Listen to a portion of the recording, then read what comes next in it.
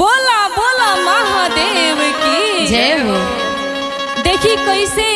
गांव में बड़ा अच्छा चर्चा होखेला और सब शिष्या बहिनी मिल के गावेला लोग, गावेला बड़ा दिल से गावेला लोग। हमरो यहाँ होला। हाँ, लेकिन वही में कोई के सास बड़ी जे ना जाए देवेली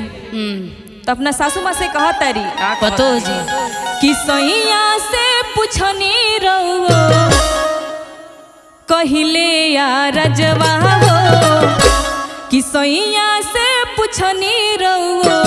कहिले या रजवा में रोकी नाही या माजी हो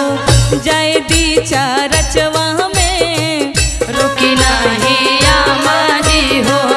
जय दी चारचवा में रोकी नाही या माजी हो जय दी चारचवा में सैया से पूछनी रहो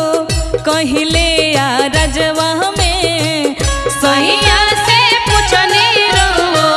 कहिले या रजवा में रोकी नाही या माजी हो जय दी चारचवा में रोकी नाही या माजी हो जय दी चारचवा में रोकी नाही या माजी हो। बेसी रुपया या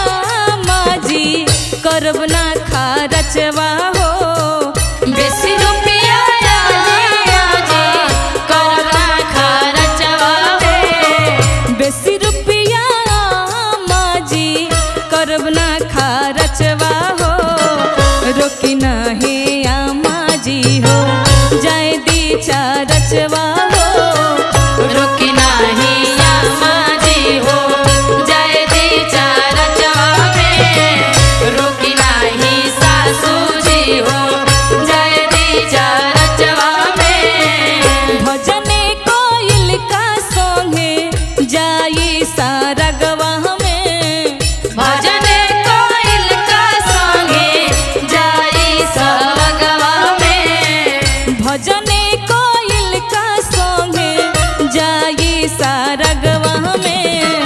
रोकी नाही या माजी हो जय दी चारचवा में रोकी नाही या माजी हो जय दी चारचवा में रोकी नाही या माजी हो। भाव भक्ति लिखल हमर भाग्य के पारचवा में भाव भक्ति लिखल हमार भाग के परचवा में रोकी नाही या माजी हो। भाव भक्ति लिखल हमर भाग्य के पारचवा